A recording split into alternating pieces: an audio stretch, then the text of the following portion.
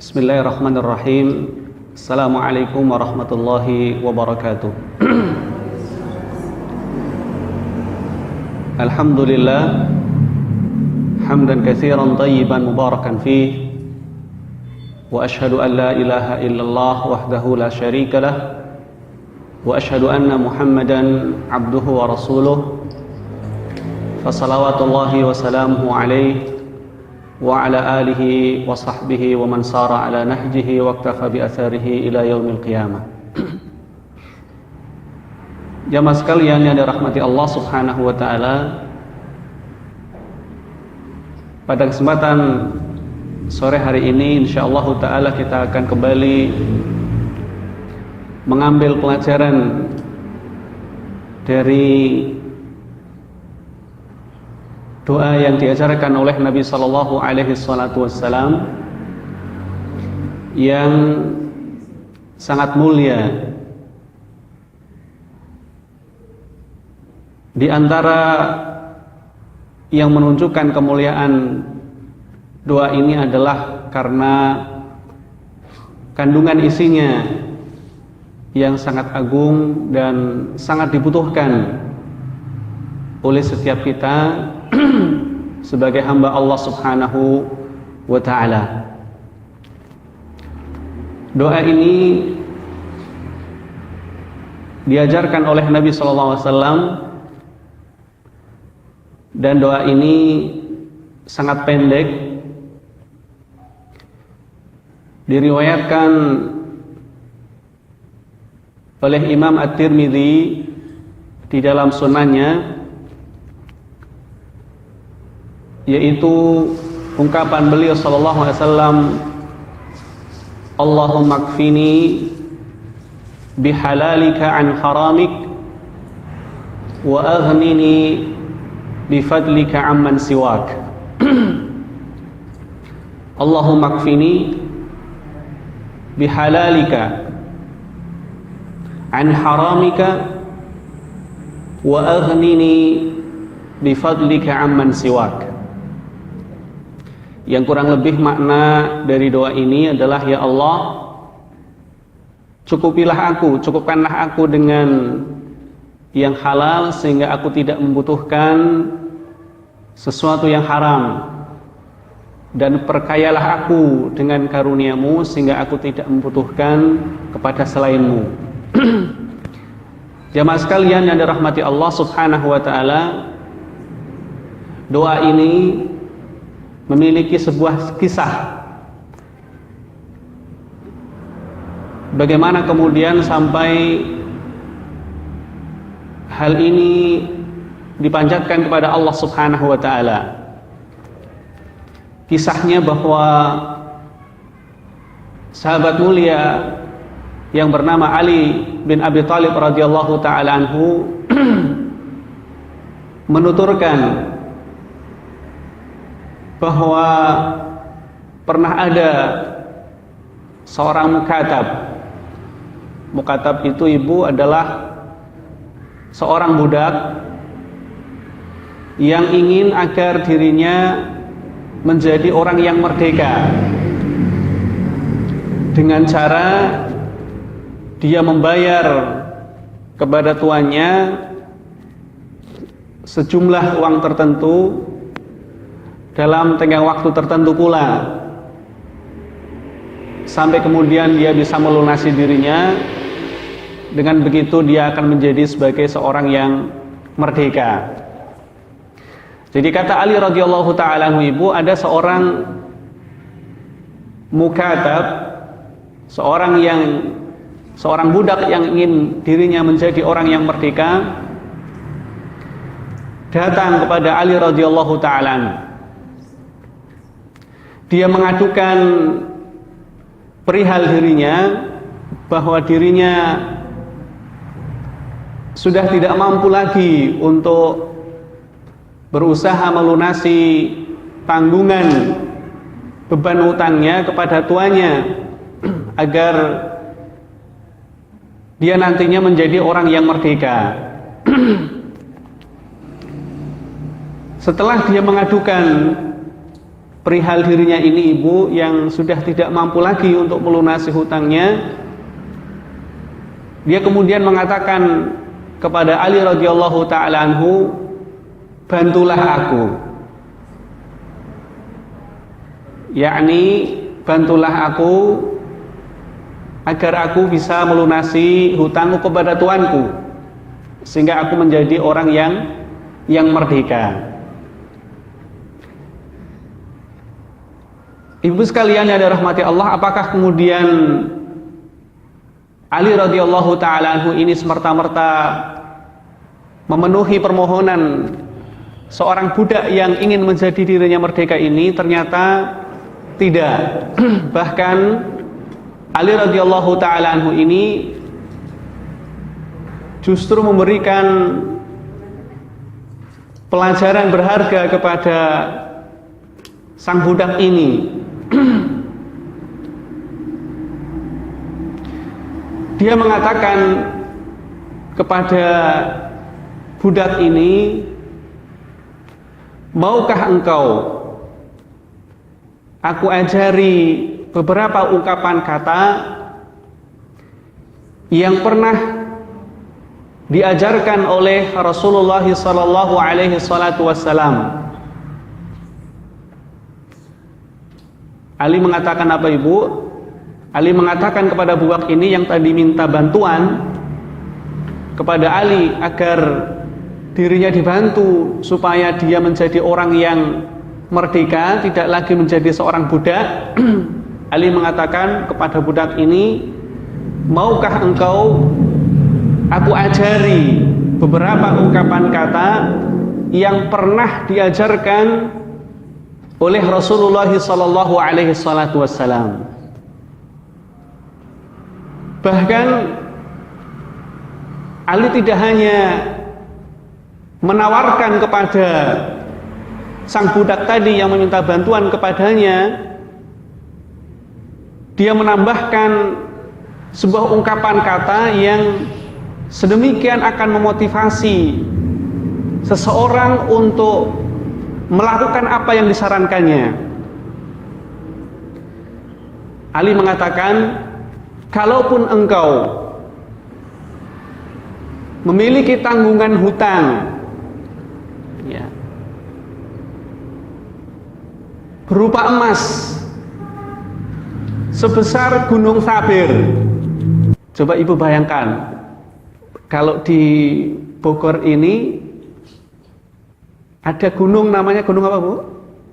Gunung Salak. Ibu pernah melihat, pernah membayangkan, pernah naik ke gunung tersebut atau di seputarnya, atau melihat dari kejauhan, kira-kira besarnya seperti apa? Besar apa kecil bu? Gunung Salak bu? Besar. Bisa dibayangkan, yang jelas lebih besar daripada rumahnya ibu kan gitu ya, lebih besar. Kalau itu berupa emas, kira-kira banyak atau sedikit bu? Banyak. Ya, kalau itu berupa emas tentu banyak sekali. Ya. Kalau seandainya orang dirundung hutang sebanyak itu, segede itu, kira-kira bagaimana bu rasanya? Pusing enggak kira-kira? Kalau kita dihutang 10 juta saja sudah pusing bu ya. Padahal itu berupa uang kertas. Lah ini diumpamakan seperti hanya dia utangnya berupa emas. Besarnya apa? Segede gunung Sabir tadi. Ali mengatakan, kalaupun engkau memiliki utang berupa emas sebesar gunung Sabir, niscaya Allah Subhanahu wa ta'ala akan menolongmu, membantumu untuk dapat melunasi hutang tersebut. Ini adalah motivasi agar sang budak tadi ya termotivasi untuk melakukan apa yang diajarkan oleh Rasulullah SAW berupa doa. Barulah kemudian Ali radhiyallahu ta'ala anhu mengatakan yang menjadi maksudnya, yaitu doa yang diajarkan oleh Rasulullah SAW. Beliau mengatakan kepada sang budak, ucapkanlah olehmu, Allahumma kfini bihalalika an haramik wa aghnini bifadlika amman siwak. Ya Allah, cukupilah aku dengan sesuatu yang halal sehingga aku tidak membutuhkan sesuatu yang haram, dan perkayalah aku dengan karuniamu sehingga aku tidak membutuhkan kepada selainmu. Itu singkat cerita dari kisah doa ini. Ibu sekalian yang dirahmati Allah Subhanahu wa taala, kalau kita lihat doa ini sangat agung sekali. Permohonan agar seorang hamba diberikan kecukupan oleh Allah Subhanahu wa taala dengan sesuatu yang halal. Ya. Kemudian poin yang kedua adalah agar diberikan kekayaan oleh Allah Subhanahu wa taala dengan karunia-Nya, sehingga dia tidak membutuhkan kepada selain Allah Subhanahu wa taala. Maka sungguh agung sekali doa ini. Dan di antara perkara yang bisa kita ambil faidah dari doa ini adalah bahwa perkara yang halal, sesuatu yang halal itu sangat kita butuhkan. Dan itu adalah sangat penting, ibu sekalian. Sesuatu yang halal, rezeki yang halal, sesuatu yang sangat kita butuhkan. Karena ini akan memberikan pengaruh terhadap kehidupan kita. Memberikan pengaruh kepada kehidupan kita. Perhatikanlah ibu sekalian firman Allah Subhanahu wa taala. Allah memerintahkan kepada para rasulnya untuk mengkonsumsi sesuatu yang halal. Kemudian Allah menggandengkannya dengan amal saleh. Ya ayyuhar rusul, kulu minat thayyibati wa'malu salihah. Wahai Rasul, makanlah olehmu sesuatu yang baik dan beramal solehlah. Para ulama mengatakan bahwa penyebutan hubungan antara sesuatu yang halal dengan amal soleh dalam ayat ini menunjukkan hubungan yang sangat erat sekali. Bahwa sesuatu yang baik yang dikonsumsi oleh seorang ini akan memotivasi, mendorong seseorang untuk melakukan amal saleh. Maka seolah-olah bahwa asupan makanan yang halal dari sumber yang halal ini menjadi kunci kebaikan hidup seseorang.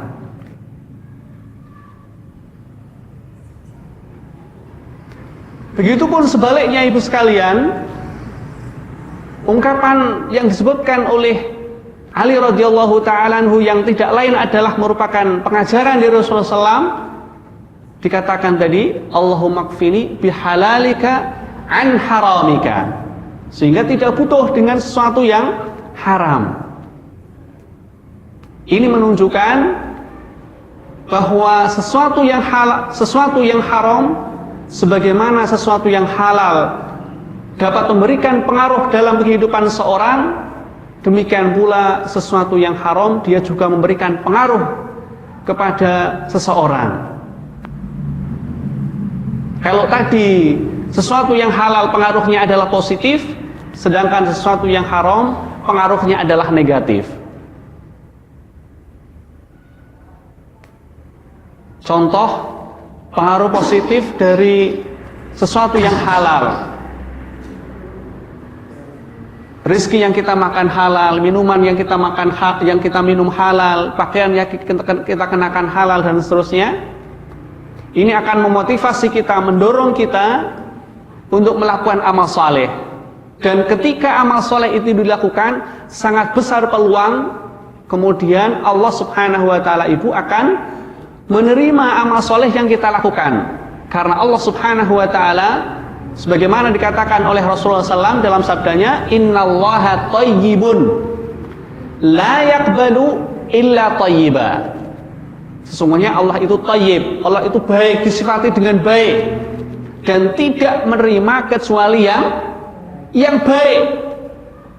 Maka ketika apa yang menjadi konsumsi kita berupa makanan, minuman yang itu kemudian berubah menjadi energi, kita melakukan amal saleh, ya, ini akan berpeluang besar sekali bahwa amal saleh yang kita lakukan karena itu akan diterima oleh Allah Subhanahu wa taala. Kalau amal saleh diterima, Ibu, ini adalah suatu hal yang menggembirakan. Karena Allah Subhanahu wa taala tidak hanya menerima amal tersoleh tersebut, tetapi Allah Subhanahu wa taala juga apa? Membalas dengan balasan yang jauh lebih besar ketimbang amal soleh yang kita lakukan. Innallaha la yudhi'u ajra man ahsana ma'amala. La yudhi'u man ahsana amala. Sesungguhnya Allah Subhanahu wa taala itu tidak menyia-nyiakan pahala orang yang melakukan kebaikan. Itu artinya Allah Subhanahu wa taala memberikan balasan yang baik kepada orang yang melakukan kebaikan. Apa kuncinya, Ibu, tadi? Salah satu kuncinya adalah bahwa asupan makanan, asupan minuman, rizki yang dihasilkan oleh kita, yang kita nikmati adalah sesuatu yang halal. Sebaliknya, Ibu, ketika sesuatu yang kita makan, sesuatu yang kita minum, sesuatu yang kita kenakan, itu kita dapatkan dari hasil sesuatu yang haram, seperti misalnya Ibu melakukan transaksi riba, hasil mencuri, hasil merampok, hasil dan lain sebagainya dari tindakan yang haram, ini juga akan berdampak negatif yang tidak kalah membahayakan. Di antaranya, Ibu, bahwa tadi disyaratkan oleh sabda Nabi SAW, innallaha thayyibun la yaqbalu illa thayyiba. Allah tidak menerima kecuali yang baik. Itu artinya jika itu buruk, Allah tidak menerimanya. Kan begitu ya? Ya. Coba bayangkan, Ibu, kita sudah melakukan aktivitas amal soleh, tetapi apa yang kita konsumsi, apa yang kita minum, apa yang kita kenakan bersumber dari yang haram, kemudian amal soleh tersebut tidak terima. Kira-kira orang yang demikian ini, Ibu, rugi atau tidak rugi? Rugi. Capek tenaga, waktu hilang, ya, ini rugi. Seperti orang yang pekerjaannya sebagai pedagang, hilir mudik ke pasar, ternyata bangkrut usahanya, ini kan rugi, tidak menghasilkan, kan rugi. Ya. Kemudian itu sekalian yang dirahmati Allah, hal yang lain, Nabi SAW juga mengisyaratkan betapa hal ini pengaruhnya sangat negatif sekali, bahwa ada seorang yang melakukan perjalanan jauh, ya, namanya safar itu ya. Digambarkan bahwa rambutnya itu acak-acakan, pakaian yang dikenakan itu lusuh, ya, dan seterusnya. Ya. Kemudian dia mengangkat tangannya seraya mengatakan ya Rabbi ya Rabbi, artinya dia berdoa kepada Allah Subhanahu wa taala. Tetapi kata Nabi sallallahu alaihi wasallam, ya, makanannya haram, minumannya haram, dia dikenyangkan dengan sesuatu yang haram. Kata Nabi sallallahu alaihi wasallam, fa anna yustajabu lidzalik. Kalau ini keadaannya, Ibu, ya, bagaimana doa orang tersebut akan dikabulkan. Ini menunjukkan indikasi kuat bahwa orang yang tadi konsumsi makanannya dari sesuatu yang haram, penghasilan haram, minumannya juga demikian, pakaiannya kenakan juga demikian, ini sangat berpotensi besar sekali doanya tidak dikabulkan oleh Allah Subhanahu wa taala. Padahal kalau kita berdoa, apa yang kita inginkan, Ibu? Apa yang kita inginkan dari doa kita? Dikabulkan oleh Allah Subhanahu wa taala. Kan begitu ya? Keinginan kita dikabulkan. Tapi oleh karena salah satu karena faktor tadi, makanan yang kita makan, minuman yang kita minum, pakaian yang kita kenakan bersumber dari sesuatu yang haram, harapan kita bahwa doa yang kita panjatkan itu dikabulkan, itu akan sirna. Allah tidak akan mengabulkannya. Jika demikian ini, maka tentu tidak dilakukan. Ini adalah kerugian. Ini juga merupakan kerugian. Nah, ibu sekalian, kalau doa itu berpeluang untuk tidak dikabulkan, maka demikian pula halnya dengan sholat yang kita lakukan. Seperti halnya ibu kita tahu ya, dalam sholat itu isinya apa, Ibu? Isinya apa? Antara doa dan zikir. Dan banyak sekali doa. Seperti yang sudah kita pelajari tentang doa iftitah saja, beragam banyaknya, begitu banyaknya. Kemudian di dalam Al-Fatihah juga ada doa. Ya. Kemudian di dalam sujud kita juga dianjurkan untuk banyak berdoa. Ya. Wa ammas sujudu fa'aksiru fihi du'a faqaminun ayustajabu. Adapun sujud, maka hendaklah kalian memperbanyak doa. Karena doa yang dipanjatkan kala itu berpeluang sekali untuk diijabahi oleh Allah Subhanahu wa ta'ala. Maka dalam sujud pun kita berpeluang untuk banyak berdoa. Kemudian setelah bangun dari sujud, duduk di antara dua sujud, ada doa. Sujud lagi, kemudian tahiyat, ada doa, dan seterusnya. Bahkan penghujung sholat kita dianjurkan untuk berdoa ya. Sebagaimana yang dulu pernah kita pelajari, ada 4 hal yang disyariatkan agar kita berdoa kepada Allah Subhanahu wa taala yang diajarkan oleh Nabi kita Muhammad sallallahu alaihi wasallam. Isinya mohon perlindungan dari Ibu? Ya. Azab siksa kubur, siksa neraka, ya. Kemudian fitnah kehidupan dan kematian, kemudian fitnah apa? Ad-Dajjal. Ini semuanya adalah menunjukkan betapa sholat itu isinya itu antara doa dan zikir. Dan bahkan boleh jadi doa menjadi mayoritas isinya. Kalau tadi doa berpeluang tidak diterima disebabkan karena konsumsi sesuatu yang haram, minuman yang haram, pakaian yang kenakan haram, maka demikian pula halnya dengan sholat. Karena sholat mayoritasnya apa? Doa tadi. Lah, Ibu, bagaimana nasib kita kalau seandainya kita sudah capek-capek dalam sehari semalam berapa kali, Bu? 5 kali. Kita melakukan sholat, tapi karena faktor itu tadi, sesuatu yang haram yang kita konsumsi, berpeluang sekali kemudian apa? Sholat yang kita lakukan tidak diterima. Ya. Kalau sholat tidak diterima, kira-kira bagaimana nasib kita, Ibu? Sia-sia. Apa yang kita lakukan sia-sia. Maka ini menunjukkan betapa bahayanya sesuatu yang haram. Terus lagi, Bu, misalnya dalam hal sedekah. Dalam hal sedekah juga sama, berpeluang untuk tidak diterima. La yaqbalullahu shadaqatan min hulul, kata Nabi sallallahu alaihi wasallam.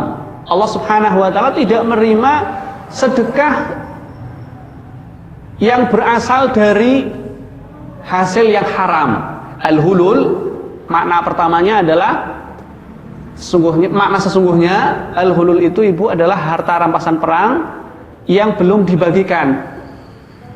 Kemudian ada orang yang nguntit, kalau orang Jawa bilang. Kalau orang Bogor bilang apa, Bu? Ngambil duluan. Belum dibagi sudah ngambil duluan. Apa namanya, Bu? Apa namanya? Pokoknya apa itulah namanya.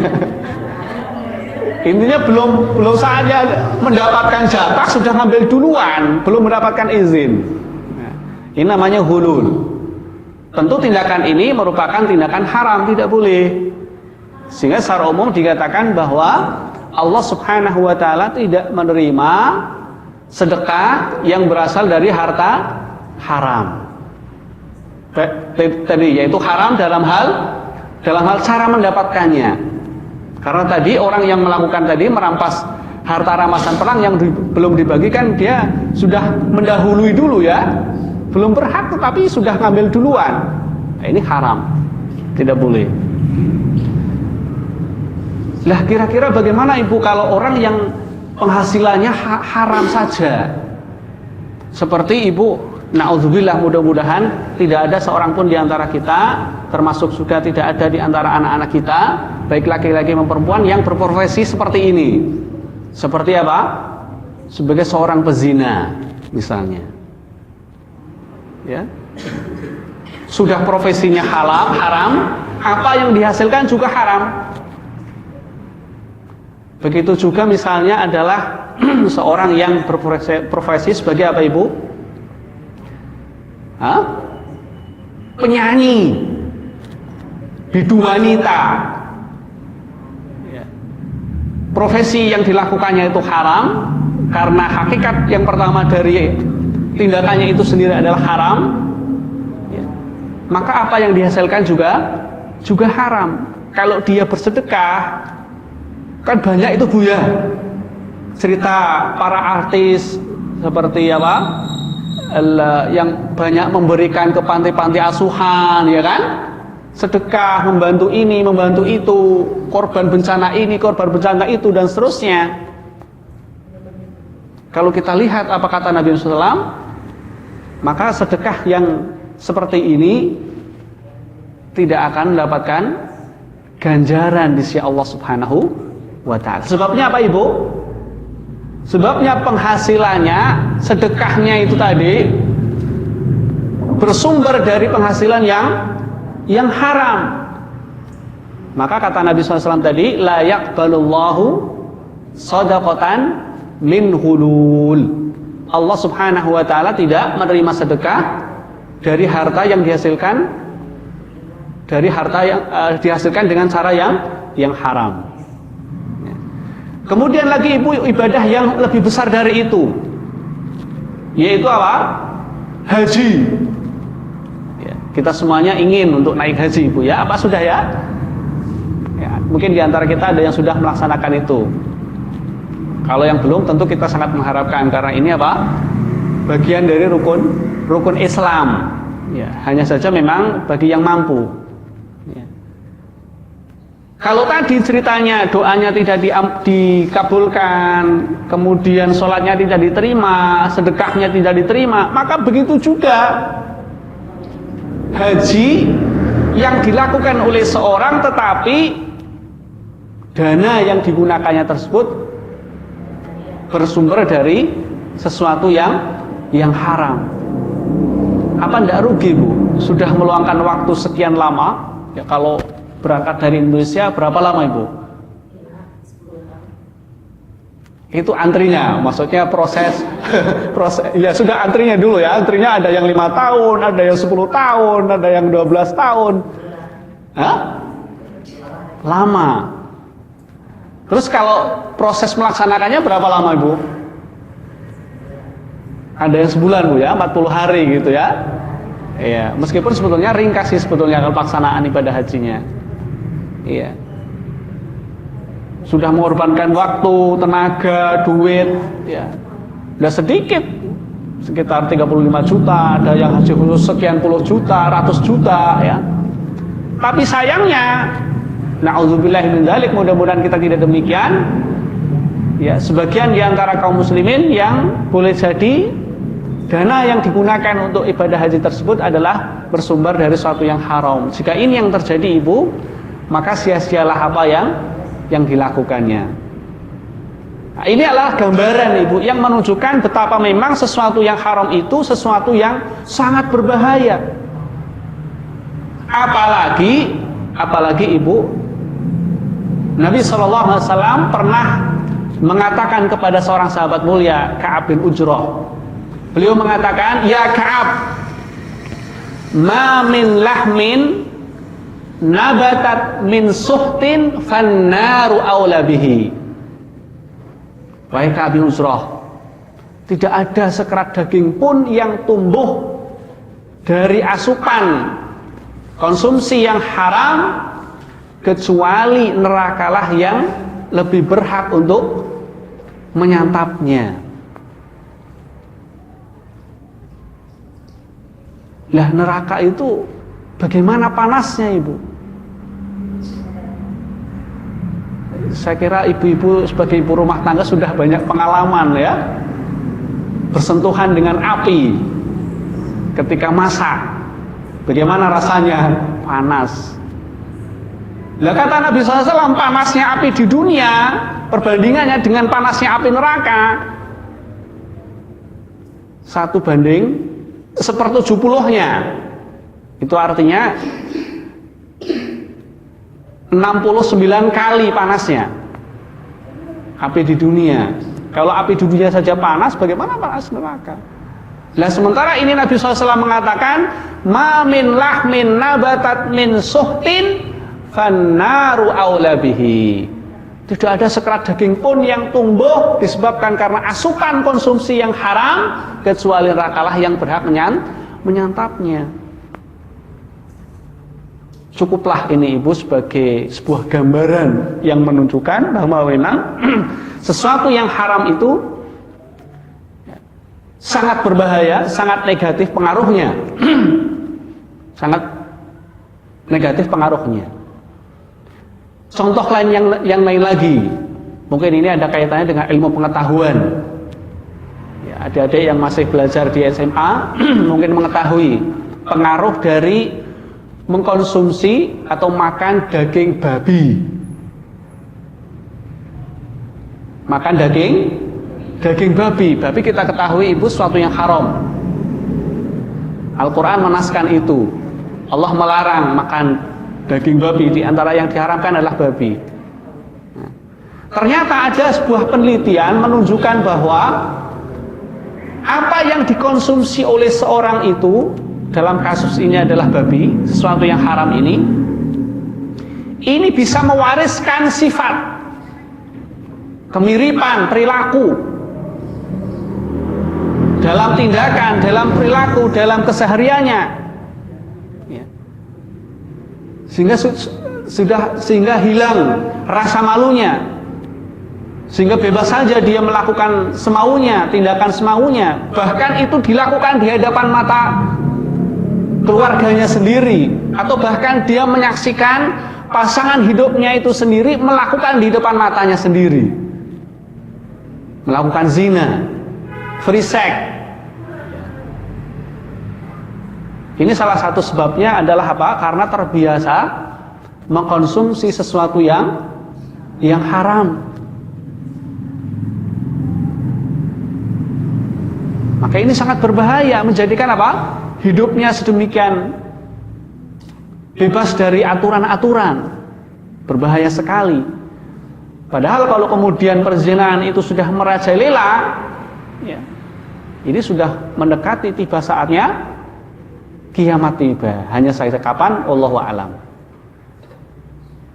Ya, ibu sekalian yang dirahmati Allah Subhanahu wa taala, maka dalam ungkapan yang diajarkan oleh Nabi ini, ya, Allahumma kfini bihalalika an haramika, ya Allah cukupilah aku dengan sesuatu yang halal sehingga aku tidak membutuhkan sesuatu yang haram.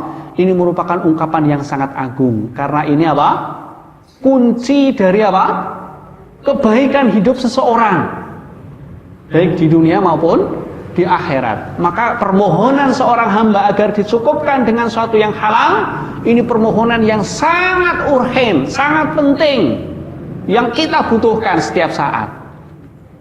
Mengingatkan kita, di samping itu ungkapan berikutnya mengingatkan kita akan bahayanya sesuatu yang haram.